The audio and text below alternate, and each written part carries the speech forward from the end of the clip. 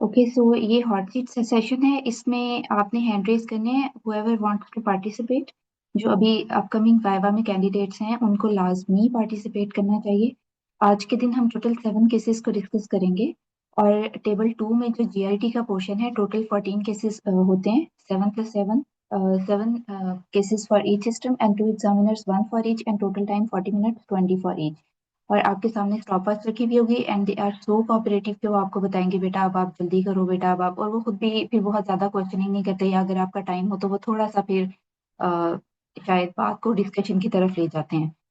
अच्छा, नेक्स्ट हमारे पास इसमें जीआईटी में मोडेलिटीज कोई भी हो सकती हैं। बेरियम, कोलेंजियो, एक्सरे, अल्ट्रासाउंड, कोई रिस्ट्रिक्शन नहीं है कि सारे के सारे वो क्रॉस सेक्शनल दिखाएंगे या कुछ भी दिखाएंगे। वो एक केस के बहुत सारी मोडेलिटीज भी दिखा सकते हैं और आपको उन सबको प्रॉपरली डिस्क्राइब करना है। अगर आपको नहीं समझ आ रही कि ये ईआरसीपी है, पीटीसी है या इस तरह से, तो आप जस्ट कहेंगे दिस इज कोलेंजियोग्राम, तो इससे भी काम चल जाता है। लेकिन आपने मोडेलिटी को सबसे पहले बताना है। जब आप पिक कर लेंगे, आपको पता होगा कि कॉन्ट्रास्ट कौन सी साइड से दिया गया है, तो आप उसको बेहतर तरीके से डिस्क्राइब कर सकेंगे। उसके बाद हमारे पास इसमें टॉपिक सारी की सारी गट आ जाती है। हमारे पास हिपेटोबिलियरी, pancreatic.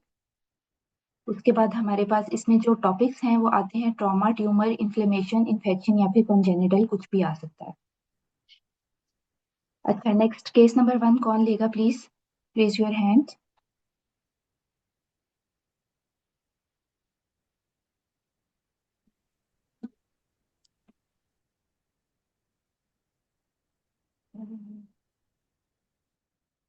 Ji, doctor Shazia please attempt this 19-year-old male patient.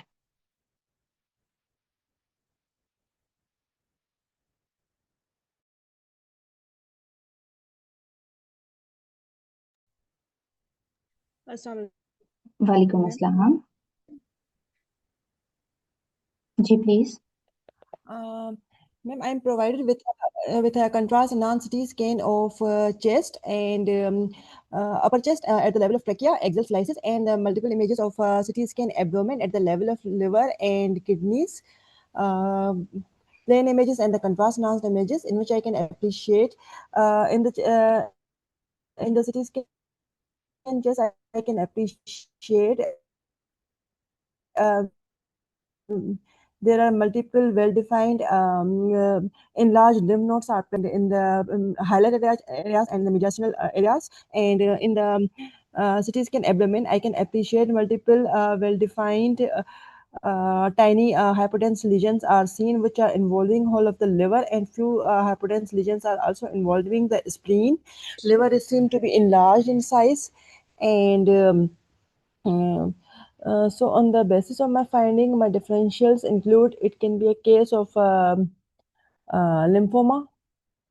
Next, I will do MRI and biopsy to confirmation of my findings. Okay, any other differential? Uh, Ma'am, it can be any carcinoma, or and there are hypertense mets within the liver and enlarged lymph nodes. I can appreciate in the mediastinum. Yes,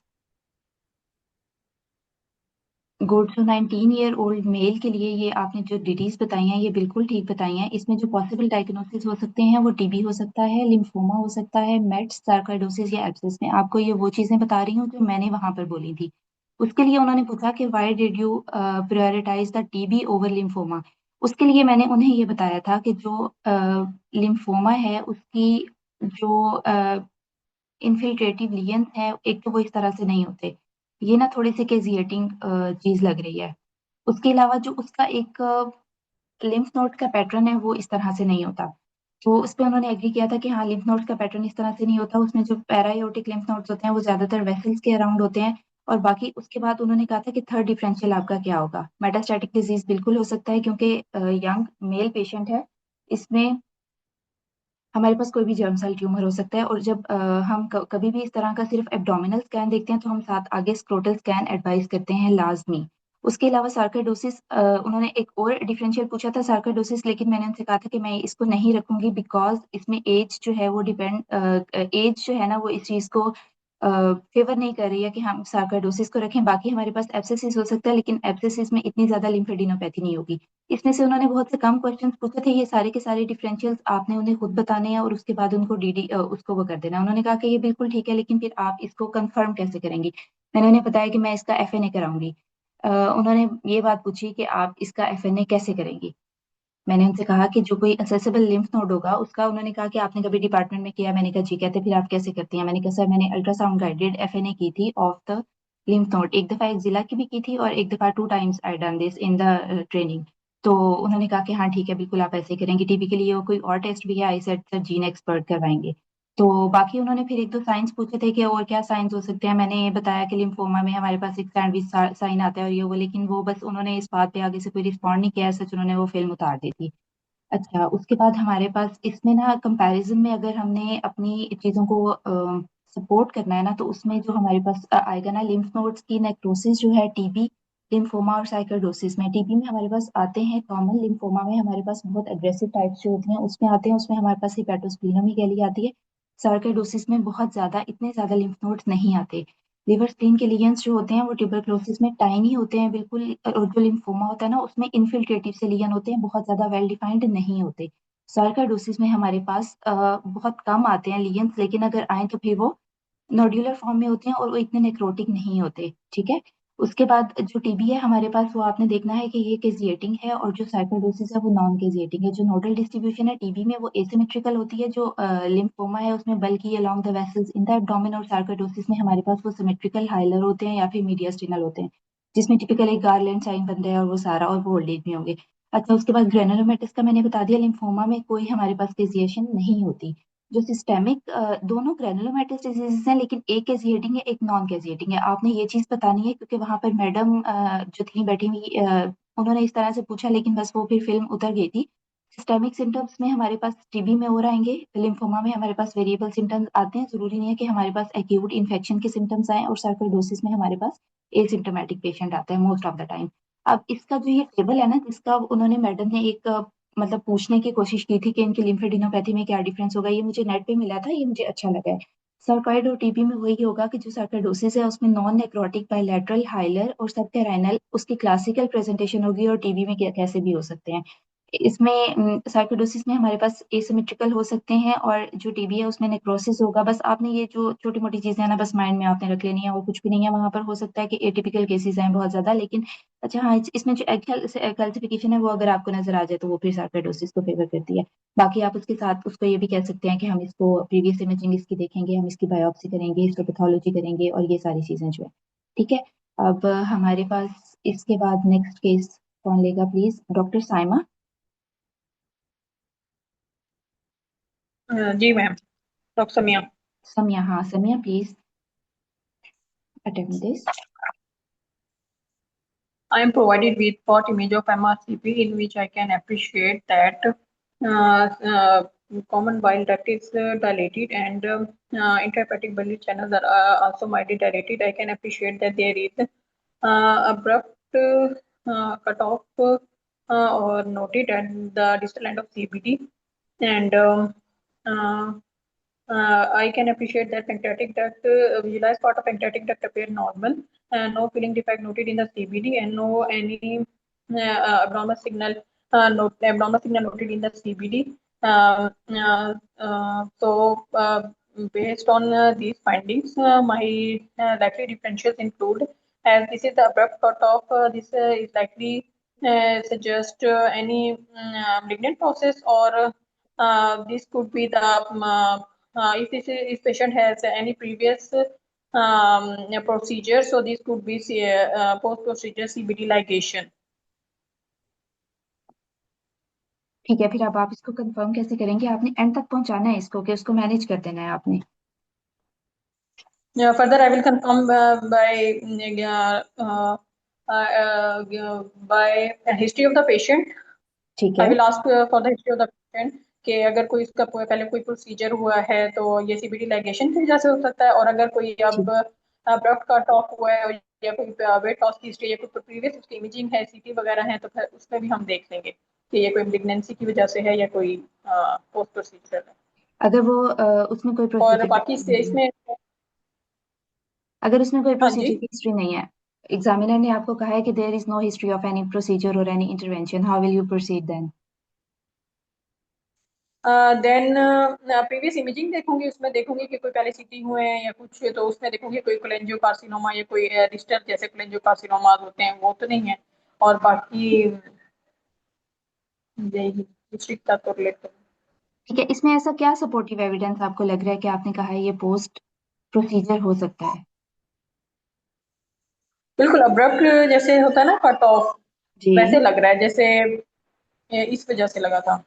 अच्छा, इसमें ना एक दो चीजें हैं और आपने बिल्कुल ठीक डिस्क्राइब किया है। इसमें जिस तरह से मैंने प्रोसीड किया था, असल में ना वहां पर इमेज था पीटीसी का, और वहां पर एक जीवा नीडल आ रही थी इधर से और एक प्रॉपर था। उसमें मैंने ना उनसे उनसे जो मैंने उनको डीडी बताई थी ना, वो मैंने यूं बताई थी कि this can be A malignant structure because this is abrupt cut off. ठीक है, ये कोई मेलिग्नेंट स्ट्रक्चर हो सकता है, यहाँ पर कोई पेरियम्पुलरी मैस हो सकता है, लेकिन मुझे इसका जो डिस्टल एंड है वहां पर मुझे कोई इरेगुलरिटी नहीं नजर आ रही, कि कोई इन्फिल्ट्रेटिव सा मैस हो, कोई मुझे यहाँ पर फिलिंग डिफेक्ट नजर नहीं आ रहा। लेकिन इसमें ना मैं ये सोचूंगी कि ये सीबीटी लाइगेशन हो सकती है क्योंकि मुझे गॉल ब्लैडर नजर नहीं आ रहा। ठीक है, आपने ये बात जरूर बोलनी है कि मुझे गॉल ब्लैडर नजर नहीं आ रहा, मुझे कोई मेटालिक स्टेपल्स नजर नहीं आ रहे जो हमें सर्जिकल स्टेपल्स या मेटालिक स्टेपल्स हमें नजर आते हैं, वो कोई ड्रेन नहीं है।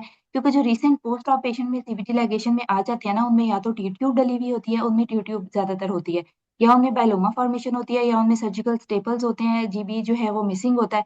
तो उसमें ना कोई, या फिर अगर हमारे पास कोई क्रॉस सेक्शनल इमेज आ गई है तो फिर उसके एंटीरियर एब्डोमिनल वॉल में कोई ना कोई फैट स्टैंडिंग। तो मैंने उनसे ये कहा था कि मुझे कोई पोस्ट प्रोसीजर या पोस्ट सर्जिकल एविडेंस नजर नहीं आ रहा, लेकिन still I will ask for any intervention जो अभी उसकी रिसेंट हुई हो। तो उन्होंने कहा कि there is no any history of जो है ना वो इंटरवेंशन। अच्छा, वहां पर ना ये वाला इमेज नहीं था, वहां पर जो इसके कॉमन कॉजेज हो सकते हैं ना सीबीटी के, वो बिनाइन मेलिग्नेंट एम्पुलरी मैस या सीबीटी लाइगेशन, ये सारे हो सकते हैं। ठीक है, इसमें हमारे पास अगर जी मैम। बिनाइन स्ट्रक्चर होगा ना, अगर हमारे पास बिनाइन स्ट्रक्चर होगा तो वो पोस्ट सर्जिकल हो सकता है, कोई भी आइट्रोजेनिक या क्रॉनिक पेंक्रियाटाइटिस की वजह से हो सकता है, इन्फ्लेमेशन कोई भी वहां पर पड़ी हुई हो, कोलेंजाइटिस या एनीथिंग। ठीक है, क्रॉनिक वहां पर ठीक। कोई हाँ। कोलिडोकोलिथियोसिस है या कुछ भी। अच्छा, उसमें हमारे पास कोलेंजियोग्राम पे हमारे पास उसकी जो है वो किस तरह से आएगी, हमारे पास पिक्चर आएगी उसकी, smooth short tapered gradually narrowing होगा और बिल्कुल स्मूथ होगा। ठीक है, और प्रॉक्सिमल बिलियरी जी। डायलिटेशन होगी। हमेशा याद रखना, जो भी बिनाइन प्रोसीजर्स होते हैं उनमें क्रॉनिक चीजें होती हैं, जो मेलिग्नेंट है वो हमारे पास डायरेक्टली वैसे भी आ सकते हैं। इसका मैं एक और एविडेंस आपको बताती हूँ। इसमें पेंक्रियाटिक डक्ट जो होती है ना बिनाइन स्ट्रक्चर में, वो अक्सर ये हो जाता है कि कॉमन नॉर्मल हो सकती है। जो मेलिग्नेंट होते हैं ना वो most of the time periampullary mass की वजह से होते हैं, और वो उसमें पेंक्रियाटिक डक्ट जो है ना, आपको सपोर्टिव एविडेंस मिल सकता है कि Related। वो डायलेटेड होती है। हाँ, जी, मेलिग्नेंट में हमारे पास ठीक। इरेगुलर होगा या कोलेंजियोकार्सिनोमा हो सकता है, हमारे पास हेड ऑफ पेंक्रियाज या मेटास्टैटिक कोई भी चीज हो सकती है। उसमें हमें कोलेंजियोग्राम में हमारे पास इरेगुलर शोल्डर्ड या फिर एब्रप्ट कट ऑफ आएगा। उन्होंने मुझसे साइन पूछा था तो मैंने उन्हें बताया था फिंगर इन ग्लव साइन। ये मैंने एक जगह पे पढ़ा था, मुझे याद नहीं है कि कहाँ पर, लेकिन वहां पर मैंने ये रेड टेल साइन मैंने आज नेट पे देखा है कि इसको रेड टेल साइन भी हाँ कहते हैं। जी। इसमें pancreatic duct most of the time dilated होती है क्योंकि इसमें ये मोस्टली हेड ऑफ पेंक्रियाज या पेरिएम्पुलरी होता है और इसमें ये चीजें हो जाती हैं। ठीक है, बाकी अगर हमारे पास एम्पुलरी मैस होगा तो वही सारे मेलिग्नेंट वाले हमारे पास आएंगे, सारे के सारे फीचर। और इसमें डबल डक्ट साइन, हाँ मैंने डबल डक्ट साइन भी बोला था कि वो भी आता है हमारे पास। और इसमें भी ठीक है। हमारे पास पेंक्रियाटिक डक्ट डायलेटेड होगी, जाहिर है डबल बेल। और अगर सीवीटी लाइगेशन होगी ना एट्रोजेनिक इंजरी की वजह से, तो उसमें हमारे पास एक तो सबसे ज्यादा वो ये सपोर्टिव एविडेंस हमें चीजें नजर आएंगी, लेकिन आपने कोशिश करनी है कि उनसे पूछना नहीं है, आपने उन्हें खुद बताना है कि मुझे कोई सपोर्टिव एविडेंस नजर नहीं आ रहा, लेकिन फिर भी मैं पूछूंगी। उसके बाद इसमें ना कंप्लीट कट ऑफ होता है, और उसमें जो सबसे बड़ी बात है ना, वो पेंक्रियाटिक डक्ट नॉर्मल हो। नॉर्मल लाइगेशन होगी, आपको नहीं ठीक। पता, हाँ लाइगेशन आपको नहीं पता कि वो किस लेवल पर हुई है। अगर तो उसने हाँ जी। पेंक्रियाटिक या एम्पुलरी पेरिएम्पुलरी रीजन को इन्वॉल्व किया है तो पेंक्रियाटिक डक्ट होगी। अदरवाइज अगर हाँ मेलिग्नेंट जी। है, मेलिग्नेंसी है, ऊपर भी है, क्लैटस्किन ट्यूमर है, या कोई भी इस तरह की चीज है जिसने पेरिएम्पुलरी रीजन को इन्वॉल्व नहीं किया लेकिन सीबीटी को इन्वॉल्व किया, तो उसमें पेंक्रियाटिक डक्ट आपके पास नॉर्मल आएगी। ठीक है, ये इसका एक ओवरव्यू था। अच्छा, उसके बाद मैं जी क्वेश्चन, जी, हाँ जी। ये जैसे अब्रप्ट कट ऑफ था ना, लेकिन इसमें वो malignant स्टिक्चर और वो था, फिर वो कहेंगे कि आप इसको प्रूव करेंगे, मतलब आपने मतलब मुझे इसमें सस्पिशन था कि अब्रप्ट कट ऑफ है, लेकिन जिस तरह शोल्डरिंग इरेगुलरिटी वो चीज नहीं थी। और जैसे स्मूथ स्टिक्चर होता है वैसे भी ये नहीं था कि जैसे स्मूथ टेपरिंग हो या शोल्डरिंग वाली भी नहीं थी, लेकिन बस ऐसे था कि अब्रप्ट कट ऑफ है। तो जब अब्रप्ट कट ऑफ एब्रप्ट कह देंगे तो ये कन्विंसिंग होगा उनके लिए कि भाई ये malignancy का की तरफ सोच रही है। देखो आपने दो चीजें बताई ना, कि सीबीटी लाइगेशन हो हाँ सकती है या फिर एब्रप्ट कट ऑफ है। आप उसको कंफर्म कैसे करेंगे? हिस्ट्री करेंगे। उसने कहा कोई हिस्ट्री नहीं है, इसका मतलब है कि आपने मैलिग्नेंट को, मैं आपसे भी बार बार इसलिए पूछ रही थी कि अगर मैलिग्नेंट है तब आप कैसे प्रोसीड करेंगे? आप ईआरसीपी करेंगे, ईआरसीपी करेंगे, बायोप्सी करेंगे, स्टेंटिंग करेंगे, क्योंकि पीछे इसकी कोलिस्टेसिस हो रही है। ठीक जी। है, सीधा सीधा तरीका है, आपने सीधा ये बोलना है कि हाँ जी। हिस्ट्री लेंगे उसकी, अदरवाइज हम इवन अगर बिनाइन स्ट्रक्चर भी है हम उसकी ईआरसीपी करेंगे, हम उसमें स्टेंटिंग करेंगे फौरी तौर पे, उसकी कोलिस्टेसिस रिलीज हो जाएगी। जब इंप्रूव हो जाएगी हम उसको एंटीबायोटिक्स व्हाटसोएवर हम उसको देंगे, पेंक्रियाटाइटिस और इन चीजों को सबको हाँ जी। मैनेज करेंगे हम साथ। और साथ में अगर हम वो करेंगे, ईआरसीपी करेंगे, उसकी बायोप्सी का जैसे ही रिजल्ट आएगा उसके हिसाब से हम प्रोसीड करेंगे। अगर वो मैलिग्नेंट होगा तो हम क्या करेंगे, हम उसका स्टेजिंग वर्कअप कराएंगे पहले। उसका स्टेजिंग वर्कअप कराएंगे, उसके बाद हम देखेंगे कि हमने इसको एमडीटी में करना है, हमने इसको किस तरह से प्रोसीड करना है। ठीक है, सारे हर चीज की क्लिनिकल और लैब को रिलेशन ठीक करने के बाद आपने, ठीक है, एंड तक पहुंचाना है पेशेंट को। ठीक ठीक है मैम, ठीक, थैंक यू। अच्छा, केस नंबर 3, डॉक्टर उजाला। जी अस्सलाम वालेकुम डॉक्टर सना। वालेकुम अस्सलाम। Doctor Ujala please attend this. अच्छा, ये डिफरेंट पेशेंट्स हैं, लेकिन उसमें दोनों में अलग अलग चीजें, यानी इसमें एक कॉम्प्लिकेशन दिखाई हुई है और इसमें जो मेन मेलिग्नेंसी है ना वो दिखाई हुई है। तो प्लीज इनको ना ऑलमोस्ट कोरिलेट करके ना आपने इसको 3 मिनट्स में वाइंड अप करना है। और अच्छा, तीनों में डिफरेंट पैथोलॉजीज हैं? नहीं नहीं, ये वाला जो पेशेंट है ना, आपको मेरा एरो शायद नजर आ रहा हो, ये जो फर्स्ट इमेज है ये एक अलग से इमेज है, इसमें एक कॉम्प्लिकेशन दिखाई हुई है। और जो दूसरे दो इकट्ठे हैं, ये एक पेशेंट है। आप ओके इसमें से ओके। पहले इसको डिस्क्राइब सो कर दें फर्स्ट, प्लीज, मुझे ना इसका कोई कोई भी अच्छा इमेज नहीं मिल रहा था। okay, so I'm starting from the right side. So this is one of the spot film of the barium swallow examination. I can see contrast is opacifying the upper and middle part of the esophagus. I can see there is a branching contrast noted in the right lung. So it signifies there is some fistulous communication of the esophagus with the trachea, um, leading to the aspiration, tracheal spill into the right lung. Further, this is the urgent. I will urgently inform to the physician, and um, I will refer the patient to the surgical team. Okay, Okay. Next is I'm provided with the two spot images of the barium follow through, and I can see the contrast is specifying the upper and middle part of the esophagus, which appears to be dilated. There is irregular narrowing and stricturing noted at the distal third of the esophagus, with irregularity, marked luminal narrowing, and proximal shouldering with uphold of the contrast. Then I can see there is distal to this there is a dilated contrast filled segment, and then there is a smooth tapering just above the gastroesophageal junction, giving rat tail appearance. So this is and in the second image I can see there is a contrast in the stomach as well. So this is likely a malignant stricture involving the sorry, this is likely the ecclesia, case of the ecclesia, as there is the rattle appearance with um, esophageal malignant mass involving the distal third of the esophagus with proximal shouldering, okay, sorry middle third of the oesophagus. मतलब मैं okay. कहना चाहिए कि नीचे जो है ना वो एक्लेजिया वाली अपेरेंस है, फिर प्रॉक्सिमल अपहोल्ड है, और उससे ऊपर जो है ना वो मुझे लग रहा है कि मेलिग्नेंट स्ट्रक्चर है और शोल्डरिंग हो रही है। तो फर्दर मैं इसको कंफर्म करूँगी विद द एंडोस्कोपिक बायोप्सी और स्टेजिंग सीटी करवाऊँगी। और जो इसका फर्स्ट इमेज है इसमें क्या दिखाया हुआ है? इसमें मुझे एस्पायरेशन लग रही है कि एस्पायरेशन हो गई है बेरियम की, ठीक है। ट्रेकिया अच्छा, और ब्रोंकियल ट्री के अंदर कंट्रास्ट आ गया। इसमें कोई और डिफरेंशियल हो सकता है? Board have syndrome. ओके, सो इसमें आपने एक डायग्नोसिस बनाया मेलिग्नेंसी, ठीक है। मेलिग्नेंसी होता है ओल्ड एज में, आपने जब भी मेलिग्नेंसी बोलना है या ओल्ड एज की कोई भी चीज बोलनी है तो यहाँ पर देखिए मैंने ना जानबूझ के एज नहीं लिखी थी, मैंने बाकी सारे पेशेंट्स के साथ एज लिखी है। आपने खुद से ये बोलना है assuming this is an old age patient, क्योंकि ये स्केलेटली मैच्योर है इसलिए आपने उसको मेलिग्नेंसी बनाया है। अदरवाइज इस तरह की टिपिकल पिक्चर कोरोसिव की भी होती है, और मैं आपको बताऊं जो मेरा केस था वो कोरोसिव का था, और वो हाइपोफेरेंजियल मैथ था। अब इसमें ये वाली इमेज लगाने का मतलब ये है, एक तो मुझे दूसरी इमेज मिली नहीं, दूसरी ये कि इसके बारे में ना डिस्कशन हो सकती है। मैंने आपको सिर्फ डिफरेंट पर्सपेक्टिव्स बताने हैं कि वहां पर आपने चीजों को किस तरह डील करना है।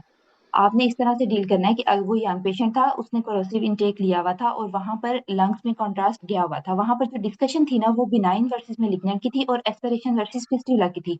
उन्होंने कहा कि आपको कैसे पता चला कि ये एस्पिरेशन है, हो सकता है कि ये वहां पर फिस्टुला था। फिस्टुला की जो एक एग्जैक्टली लीनियर मार्किंग होती है वो मुझे नजर नहीं आ रही थी, लेकिन मैं आपको ना इनके डिफरेंसेस बताती हूँ कि आपने इनको किस तरह से करना है। बिनाइन वर्सेस मेलिग्नेंट के सबको पता है कि क्या होते हैं, लेकिन उसमें मैंने कोरोसिव को ऐड किया है क्योंकि कोरोसिव अग्रेसिव होता है लेकिन वो बिनाइन होता है। तो अगर आपके पास यंग एज है, यंग एज में बहुत कॉमन है कोरोसिव इंटेक, उसमें भी एक थोड़ी सी लॉन्ग सेगमेंट बहुत म्यूकोजल डिस्ट्रक्शन होगी, ठीक है, उसमें भी इस तरह की पिक्चर आ सकती है। अब इसके जो कॉजेज हैं, बिनाइन में हमारे पास पेप्टिक आएगा, इन्फ्लेमेटरी या कोई भी इसोफेजाइटिस की वजह से आ सकते हैं। मेलिग्नेंसी में हमारे पास कार्सिनोमा आएगा और ये कॉस्टिक में हमारे पास कोरोसिव आएगा। इसमें जो साइट है वो बिनाइन की लोअर आ जाएगी, मेलिग्नेंट में भी लोअर आती है ज्यादातर, कोरोसिव में हमारे पास अपर आएगी, हाइपोफेरेंजियल आएगी। मेरा जो केस था वो हाइपोफेरेंजियल था और उसके सपोर्टिव एविडेंस में मैंने बताया था कि ये लॉन्ग सेगमेंट है और ये हाइपोफेरेंजियल है। इसकी एज जो है वो इस चीज को सपोर्ट कर रही है कि ये इसने कोई कुछ ना कुछ पिया होगा। So I will just ask for the history, एक सिंपल सी बात है। वो अगर कहेंगे देयर इज नो हिस्ट्री तो फिर हम उसको मेलिग्नेंट की तरफ ही लेकर जाएंगे whatever the age of the patient is. अच्छा, उसके जो मार्जिन होंगे वो ये सारी चीजें आपको पता है। इसकी जो लेंथ होगी वो करोसिव की जो है वो लॉन्ग होगी, मेलिग्नेंट स्ट्रक्चर की जो है वो हमारे पास थोड़ी सी शॉर्ट होती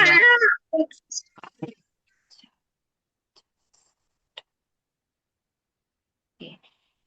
सो अच्छा, जो हमारे पास प्रॉक्सिमल डायलिटेशन है वो हमारे पास जो बिनाइन है उसमें हमारे पास माइल्ड होगी।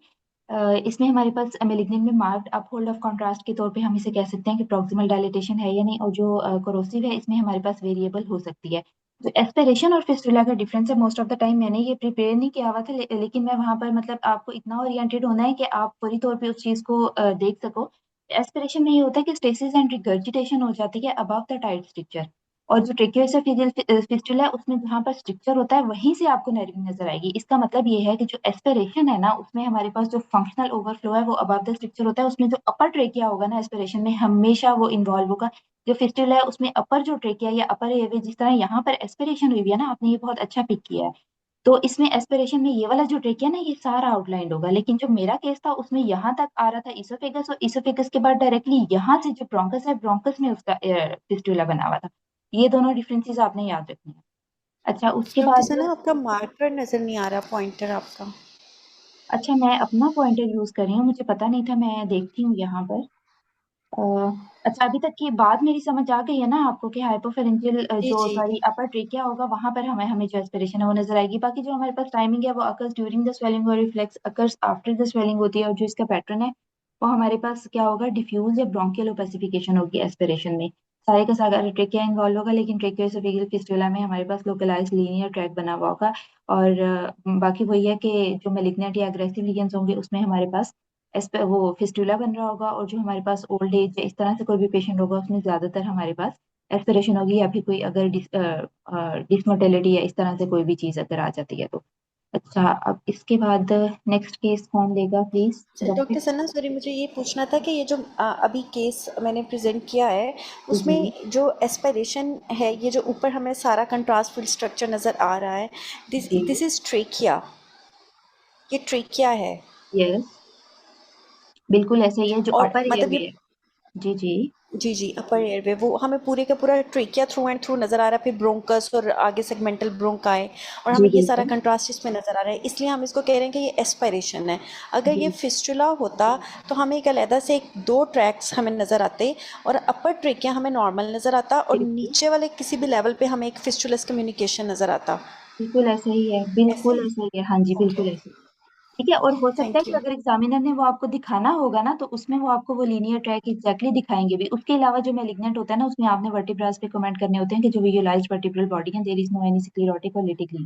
अच्छा, अगर वो कहेगा कि हमारे पास कोई हिस्ट्री नहीं है इसमें कोरोसिव इनटेक की, तो फिर आप क्या करेंगे, आप इसको प्रोसीड करेंगे एंडोस्कोपी, बायोप्सी आपने खुद बोलना है, एंडोस्कोपी के साथ बायोप्सी के साथ इसका हम सारा स्टेजिंग वर्कअप कराएंगे और उसके बाद हम इसको एमडीटी टीम के साथ जो है वो डिस्कस कर लेंगे। ओके, और इस एस्पिरेशन के लिए तो हम कुछ नहीं करेंगे ना? एस्पिरेशन के लिए हम कुछ नहीं करेंगे ज़्यादा। फिजियोथेरेपी जी बिल्कुल। करते थे शायद। ओके, इसमें फिर वही बात है कि ओल्ड थैंक एज यू। होगा वो पेशेंट या कोई भी इस तरह से जो भी डिसऑर्डर होगा एक्लेजिया या हम उसको करेंगे कफ रिफ्लेक्स को। अच्छा केस नंबर 4 कौन लेगा प्लीज, डॉक्टर लुबना और डॉक्टर इफ्रा, जो भी अवेलेबल है प्लीज अनम्यूट योर माइक। जी ma'am. Okay doctor doctor, Lupna. Okay please attend this case. Okay. I am provided with CT scan abdomen, post contrast images of a patient of 45-year age. Okay, I can appreciate in the selected image that there is bowel loop, there is dilatation of the small bowel loops with enhancing thickening is noted in the selected segment of the bowel loop as ma'am जहाँ पे ये arrowhead है and ठीक है just आगे। एक minute जी मैं बताती हूँ and in the there is also associated fat stranding and prominent vasculature, prominent vasa recta in the second image in the right iliac fossa or in the right pelvic region and Apollo से आप okay there is mistim is entry and actually I am looking for the cause of the intestinal obstruction or the lead point which leads to proximal dilatation of the gut loop. Um, okay uh, uh, this could be appendicitis okay or carcinoid in the mid of the pelvis okay with surrounding mistim entry and enhancing mass lesion. And further I will correlate with the MUTI scan or Dotter-Tate scan for which is used for to confirm the carcinoid and will correlate with the patient's history of flushing and diarrhea. Okay And rest of the muscles and soft tissues and visualized bones appears unremarkable. Okay how will you proceed the case. Carcinoid आपने बनाया ना इसका diagnosis, आप इसको confirm कैसे करेंगे। Ma'am Dotter-Tate scan से and will अच्छा, correlate with the patient's history. कोई और डिफरेंशियल आपके माइंड में आ रहा हो। Um,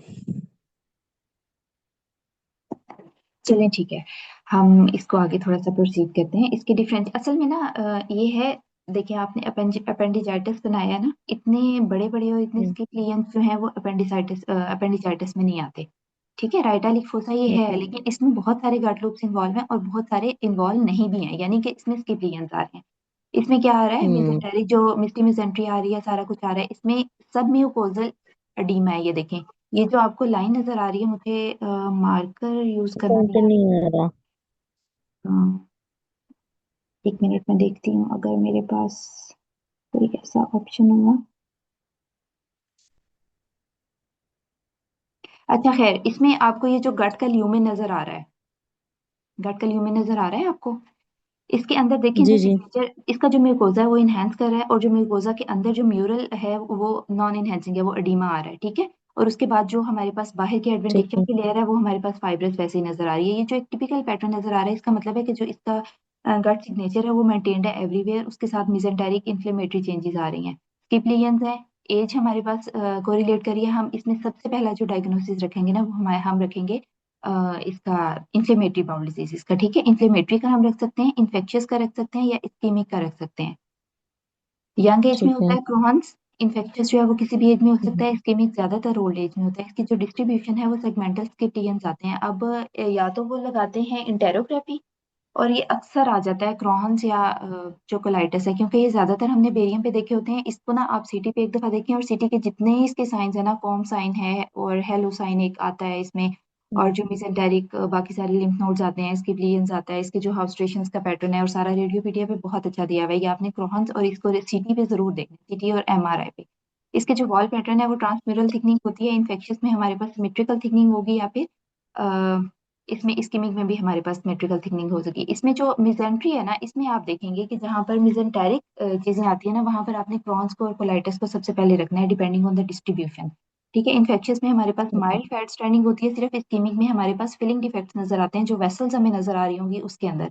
जो लिम्फ नोड्स हैं वो इसमें होते हैं। जो इन्फेक्शियस है ना, उसमें काफी बड़े बड़े लिम्फ नोड्स पड़े हुए होंगे, जैसे हम रिएक्टिव मिजेंटेराइटिस या एडिनाइटिस दे देते हैं। इसमें स्कीमिंग में हमारे पास नहीं होगा। सीटी का जो इनहेंसमेंट पैटर्न है ना, इसमें स्ट्रेटिफाइड से इनहेंसमेंट होगी। ठीक है।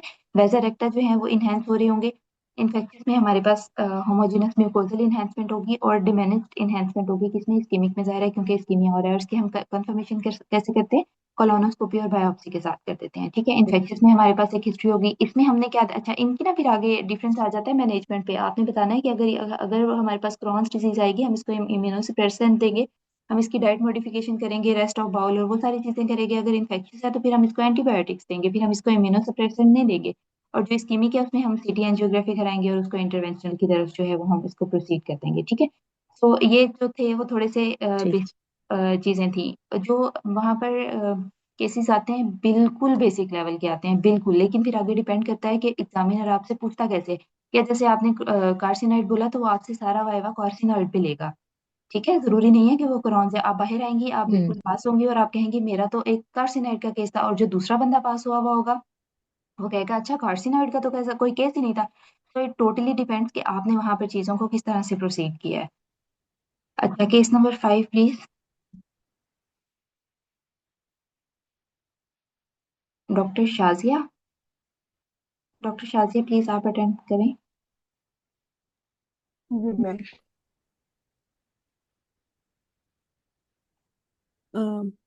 Ma'am, I'm provided with a CT scan of abdomen, axial slice, coronal images, and the sagittal images of a skeletally mature patient, in which I can appreciate there is a well-defined round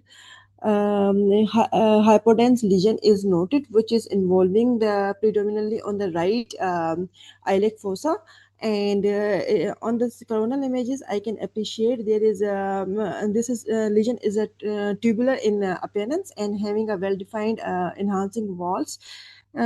Few areas of the fat stranding is also noted within just around the lesion, and there is no any evidence of bowel obstruction or bowel dilatation. No any evidence of ascites is seen. Rest of the organs appears to be normal. No, I cannot appreciate any enlarged lymph nodes within the abdomen, and surrounding vessels appears to be normal. No any evidence of erosion of the bones is noted. So on the based on my findings, my differentials include it can be a case of mucosal appendicitis, or it can be a case of ischemic mesenteritis. Based on the history, I will correlate with the history of the patient, and I will do MRI of this patient for further confirmation of my findings, and I will refer the patient for surgical management. Okay. जो मेरे पास आया था उसमें film थी, उसमें बहुत छोटे छोटे बहुत सारे इमेजेस थे, उसमें हर चीज नॉर्मल थी। ये एक बहुत छोटा सा पड़ा हुआ था। अगर ये मुझे नजर नहीं आता, आई मीन मैं इसको स्किप कर सकती थी बहुत इजीली। आपने every corner of the film को बहुत गौर से देखना है। और as soon as I said के मैम म्यूकोसील है ये, तो उन्होंने कहा कि बेटे हाँ पहले ही बहुत टाइम हो गया, तुमने बिल्कुल ठीक बताया। अब इसके एक दो क्वेश्चन फिर उन्होंने आगे पूछे थे मुझसे। वो ये था कि what is the major complication, अगर रप्चर हो जाए आप इसको नहीं ट्रीट करो, इसका क्या होगा? तो मैंने उन्हें बताया था कि सूडोमेक्सोमा पेरिटोनाई है। और उसके बाद उन्होंने पूछा था कि इसकी कितनी टाइप्स होती हैं। इसमें ना बहुत सारे म्यूसिनस एडिनोकार्सिनोमा और ये सारी चीजें जो म्यूकोसिल इटसेल्फ है वो क्या होता है, एक कोई भी ग्लैंड है वो ऑब्स्ट्रक्ट हो जाता है, वहां पे म्यूसिनस बहुत सारी कलेक्शन हो जाती है। उसके आसपास कोई इन्फेक्शन नहीं होता, कोई इन्फ्लेमेशन नहीं होती, लेकिन अगर वो क्या हो जाए, रप्चर हो जाए, तो वो चीजों को खराब कर देती है। बाकी विच टाइप इसमें लिखना है, तो इसमें म्यूसिनस सिस्टोडिनोकार्सिनोमा ऑफ एनी टाइप, जो भी कोई ओवरी का होगा, किसी भी चीज का होगा, वो हमारे पास मेलिग्नेंट होगा। तो इसको एज सुन एज, और इसको है ना, ये तकरीबन से डायग्नोस्टिक ही होता है। ओल्ड एज, टिपिकल फीचर्स, कोई इन्फेक्शन नहीं है, कोई इन्फ्लेमेशन नहीं है, और इसकी जो कैल्सिफिकेशन आ रही है ये बहुत टिपिकल होती है। इसको मोस्ट ऑफ द टाइम यही करते हैं कि ट्रीट कर देते हैं, इसको निकाल देते हैं, बस अपेंडिसेक्टमी की तरह इसको बस निकाल देंगे या फिर इसका फॉलो अप करवा लेंगे, ठीक है। अच्छा, इसमें बस उन्होंने यही 2 क्वेश्चंस पूछे थे। अगला केस कौन लेगा? अच्छा, मीटिंग का ना टाइम खत्म होने वाला है, प्लीज आप लोगों ने इसी लिंक को दोबारा से क्लिक कर देना है, जो ग्रुप में है। Case number 6, doctor इफ्रा। Excuse me ma'am, ma'am इसको हम कंफर्म कैसे करेंगे? बस सर्जिकल रेफरल कर लेंगे इसका? हाँ जी, हम इसका सर्जिकल रेफरल करेंगे, लेकिन आपने वहां पर ये नहीं बोलना कि मैं इसको सर्जिकल रेफरल करूंगी। आपने ये बोलना है कि इसकी डेफिनेट मैनेजमेंट एक्सीजन है, आपने इसको सर्जिकली इसको एक्सरसाइज करते हैं। ये नहीं बोलना कि मैं, क्योंकि एक दफा मैं एक सेशन ले रही थी, मॉक सेशन था, और उसमें उन्होंने कहा था कि आप खुद करेंगी, कोई चीज तो उनके लिए छोड़ दिया करें। मतलब वो थोड़ा सा अनॉय हुए थे। आप जो चीज खुद नहीं करती हैं, आपने नहीं करना कि हम करेंगे, आपने कहना है कि इसका डेफिनेट डायग्नोसिस, डेफिनेट मैनेजमेंट इसकी सर्जिकल होती है, ठीक है। ओके मैम, अच्छा, thank you. Next case doctor Ifra please. जी madam. Okay. I've been provided with contrast enhanced CT images of the abdomen with IV and oral contrast. Uh, okay. In the provided images, I can appreciate that in the left iliac fossa, there is a thick walled cut loop containing multiple uh, containing multiple hyperdense hyperdense areas, yeah, soft tissue areas within it, and there is adjacent fat stranding. No oral contrast